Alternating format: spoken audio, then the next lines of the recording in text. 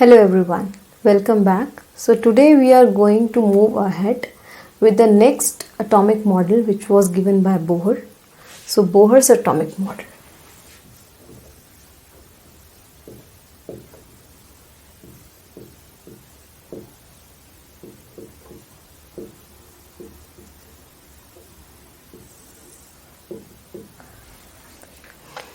Bohr atomic model considered the quantization concept within a hydrogen atom and or hydrogenic atoms, means hydrogen like atoms.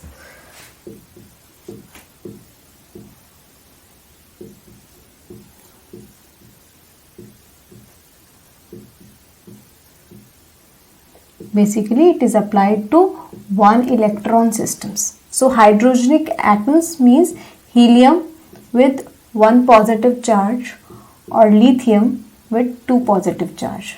So 3 electrons, out of those 2 are ejected out. So we have this. So all of these have one electron system, one electron in an atom.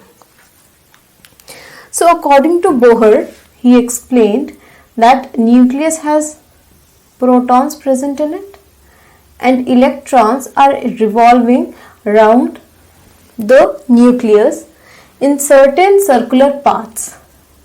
These circular paths are called orbit,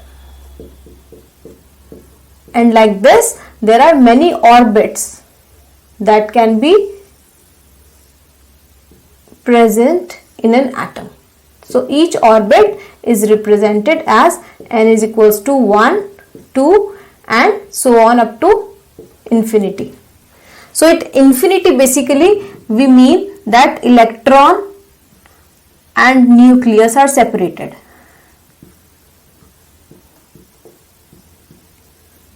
Or we can say this is an ionization condition.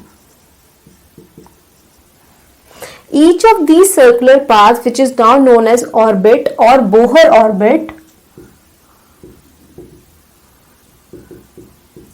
there is a certain postulate about these orbits. So there are specific paths which can be formed on which electron can be present, and these paths will have a quantized angular momentum.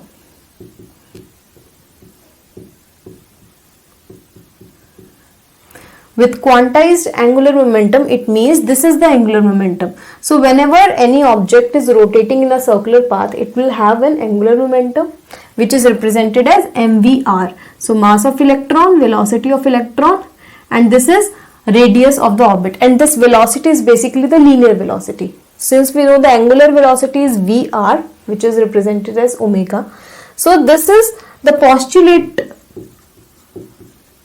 of Bohr's theory, that only those orbits are possible in which the angular momentum of electron is an integral multiple of h by 2 pi. So since we know h is a constant which came from the Planck's theory and has a value of 6.626 10 to power minus 34 joule second, 2 we know is a constant, pi has a constant value of 22.7. So n is representing the nth Bohr orbit.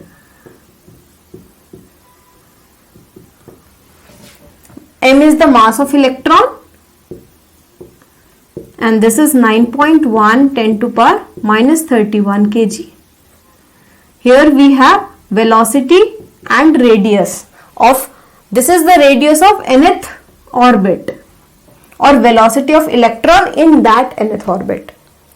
So by Bohr orbit we can determine the exact paths of the electron around the nucleus, and those paths will have a definite value of velocity and they are at a particular distance from the nucleus. So basically he gave a quantized value of energy of electron if we know that in which orbit it is present.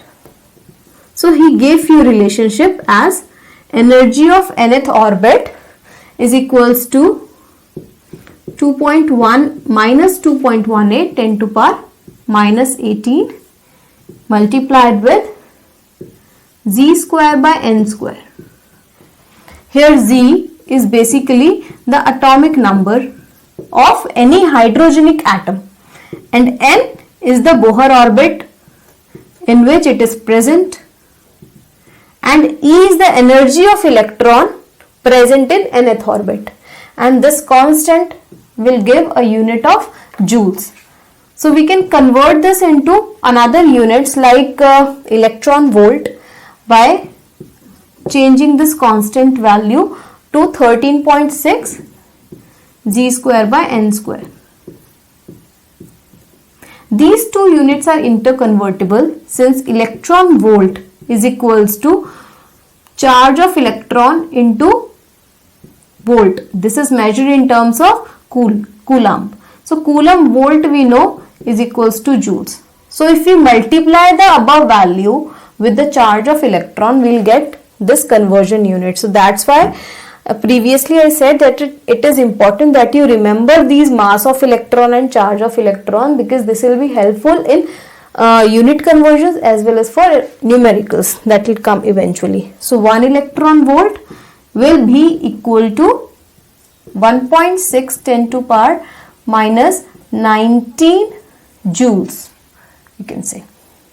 So apart from the energy of electron, he also gave the radius, the Bohr radius. So nth Bohr radius is also given for hydrogenic atoms, and the relationship is 52.9 into n square by z. This is measured in picometers. So 1 picometer is equals to 10 to power minus 12 meters.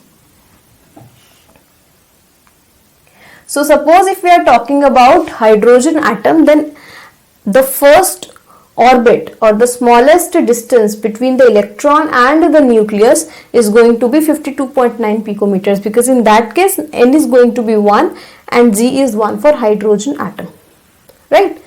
And also the velocity of electron in any nth orbit was given to be 2.18 10 to power 6 into z by n meter per second. So basically he is saying we can determine the definite value of energy of electron, its definite position and definite velocity.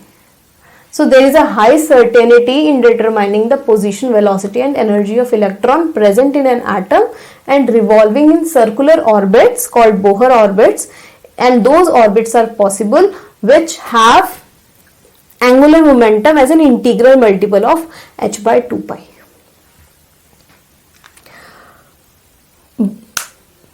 So Bohr atomic model basically used to explain, and it could explain the observation of atomic spectra of hydrogen atom, because there the difference in energy levels which were causing the transition during absorption or emission, that can be calculated directly using this expression. Let us see how.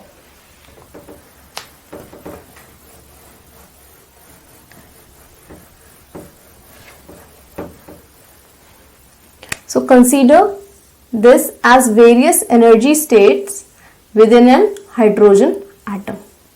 So this is state 1, 2, 3, 4, 5, and with the states we mean the orbit. This is the first orbit, so we know the electron energy in the first orbit, and that is minus 2.18 10 to power minus 18 joules. So this is the energy of electron when present closest to the nucleus. The minus sign basically signifies that there is a coulombic interaction between the proton or positively charged nucleus and electron. So negative charge basically showing the attractive forces, or it is showing that atom is stable when the two are present together at an appropriate distance, and whenever the electron is ejected out or is at an infinite distance, say here, then it means it is going up in energy. And whenever we see on a number scale, whenever energy is going up from a say negative value, it will go at infinity, it will become 0. So at infinity the energy is basically 0. So if you want to calculate the ionization energy for a given hydrogenic atom, we can always consider that it is going from a given state to 0 state energy. So this is the free electron. So here, whenever an electron absorbs a radiation or a photon, it is going to transmit to some another higher energy level depending on what is the energy of photon being given. So this will give rise to the absorption spectra. Okay, so this electron will come up and in an unstable state will tend to lose energy, while coming down it will radiate some energy.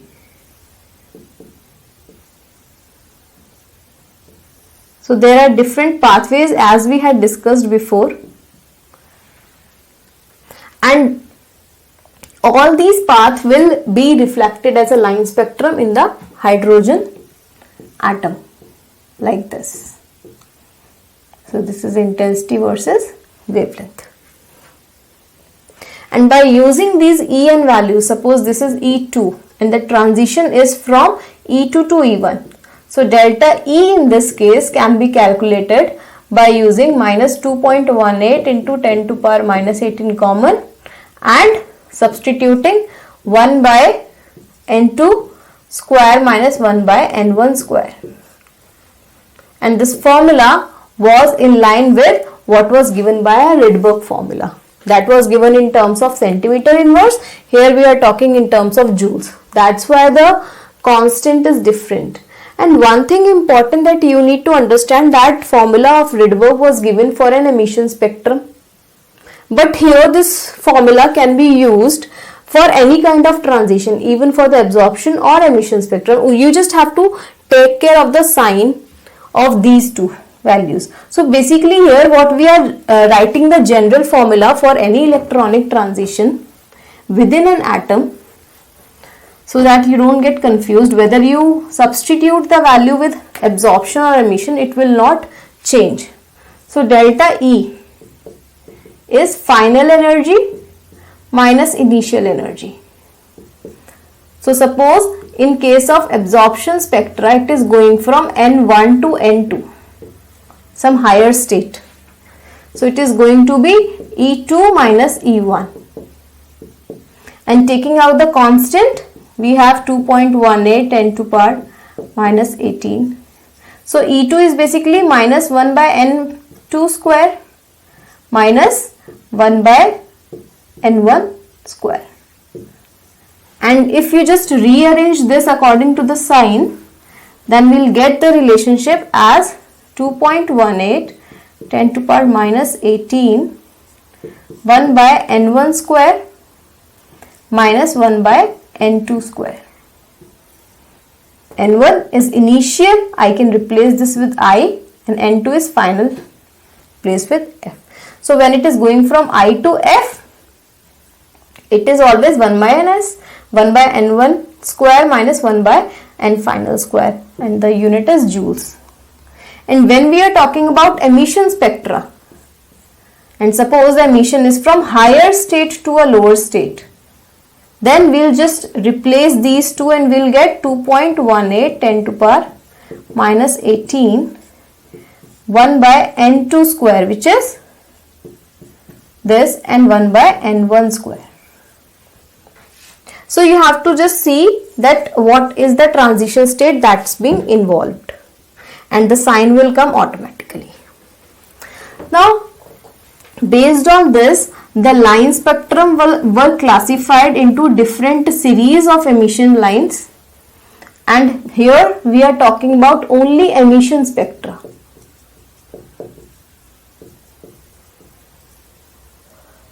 Of hydrogen atom. So again, if these are the orbits and electron say present in transit to fifth state. So whenever it is coming back to first state, this is called a Lehman series. So it can always come back in different patterns. Suppose it comes back here first and then here. So this line will be considered for Lehman. So basically in Lehman, the final value, which is N2, is fixed as first. Whenever the final state is predefined, it is considered as a Lehman series. Similarly, there are other series which is called Balmer series.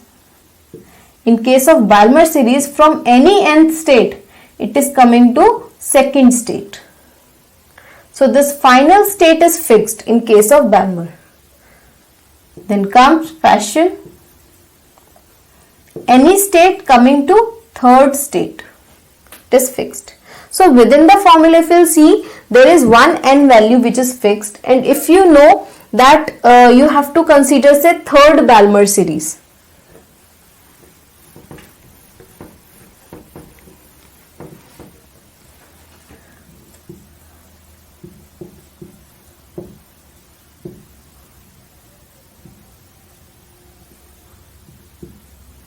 So from Balmer we know it is coming to N2 state. Third Balmer means the third line, which is N Balmer 2 plus 3. So Balmer ka add 3, it will be the first line. So transition is happening from N5 to N2. This will give me third Balmer series. So similarly you can apply this concept to determine, say, fifth Lehman series. So fifth Lehman series is for Lehman N2. The final state is basically N1 and final is 1.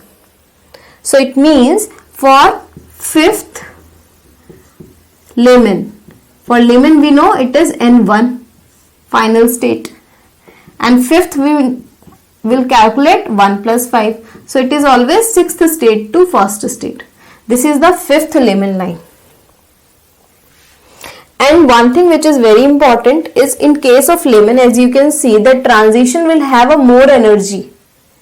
So the appearance of this in terms of spectrum regions will be, the visible light will come mainly from the Balmer series. If this is the visible range, this is the Balmer series. More energy means lower length, wavelength. Okay, higher energy, lower wavelength. So higher energy means Lehman will be in the UV region, since we are starting here as VIBGYOR. So violet side is UV and red side is IR region. So this will be for Lehman, Balmer and Paschen series. So we can say that visible light will come from the Balmer series. All Balmer series will not give visible light, but whatever visible will get will always be a Balmer series. So Balmer can give me more energies as well. It can be outside visible, it can go up to UVs. But whatever visible is coming, that will lie in Balmer series.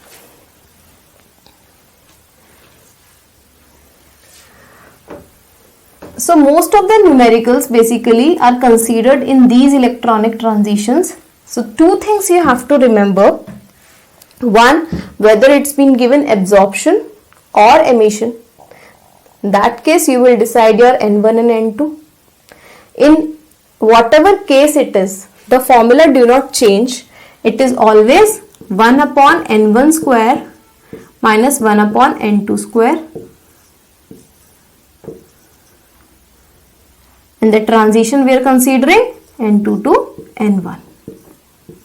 And then of course there is a constant which is 2.18 10 to power minus 18 joules. This you can always convert into photon. But there were still few things which could not be explained by a Bohr's orbital, such as the black body radiations. So far we have seen we are talking in terms of quantization of energy, that certain orbits are possible, certain energy levels are possible. There is no continuity in flow of energy. So continuous energy cannot be absorbed and continuous energy cannot be emitted. But in case of black body radiations, any amount of energy, means irrespective of the light that is irradiated on a black body, that is getting absorbed.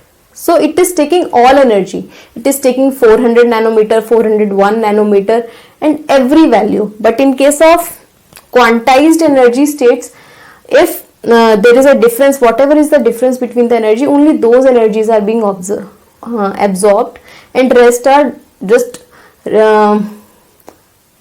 reflected from the sample. So it could not explain. So I am writing the limitations.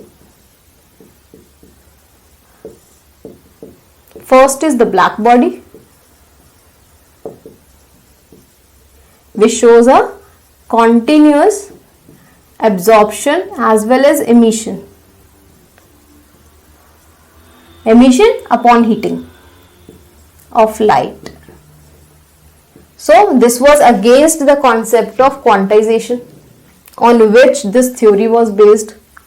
Secondly, it was not considered in line with Heisenberg's uncertainty principle.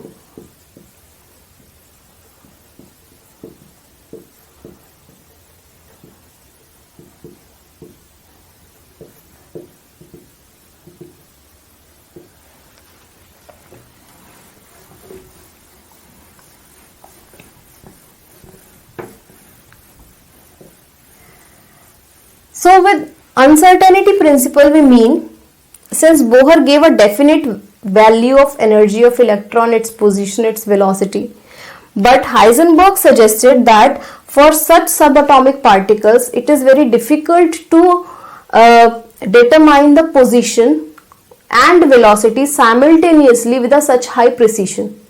So Bohr said, I know the values of electrons, velocity, energy and position, but uncertainty principle says no, it is not possible, because whenever you are trying to look into the electron, its position, so you are basically giving some energy in form of light, because if you want to see an electron you have to put some light in it.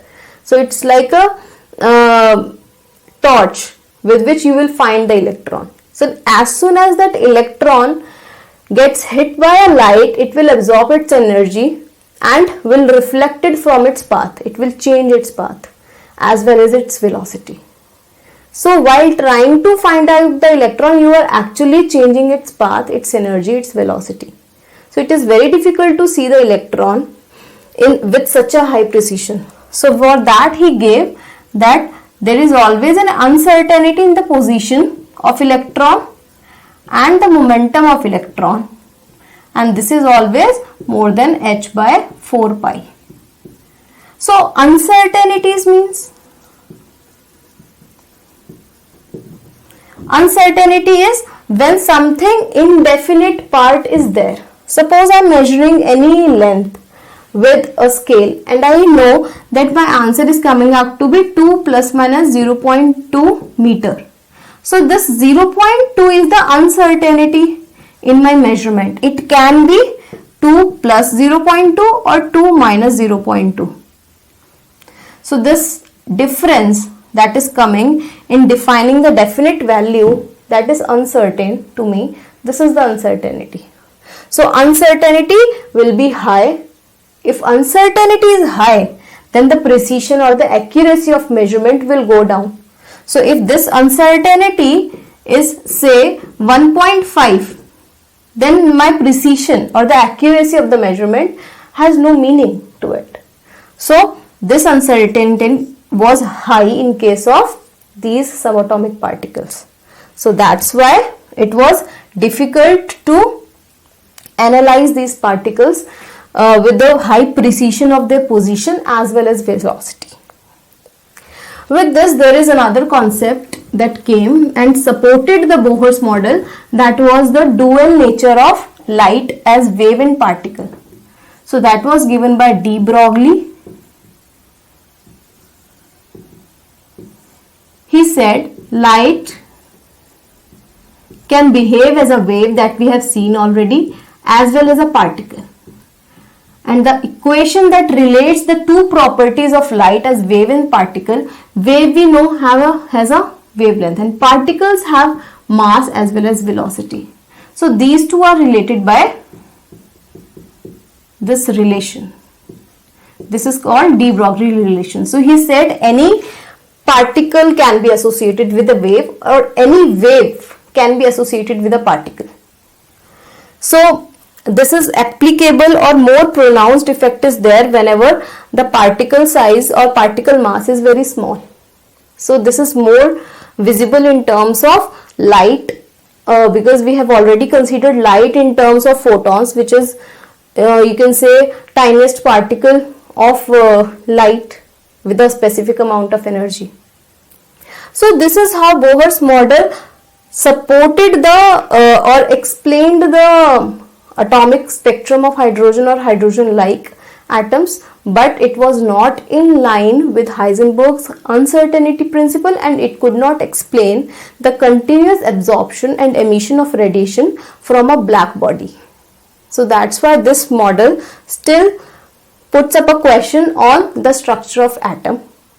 And to explain the structure of atom, this classical treatments, which basically involves the Newton's laws of motion, they were not taken further, and then a new model, new concept was introduced, that is quantum mechanical model. So that will do in the next lecture. Do subscribe and keep asking questions. If you have, we'll answer those questions, and do attempt the questions at the end of the lecture. Thank you.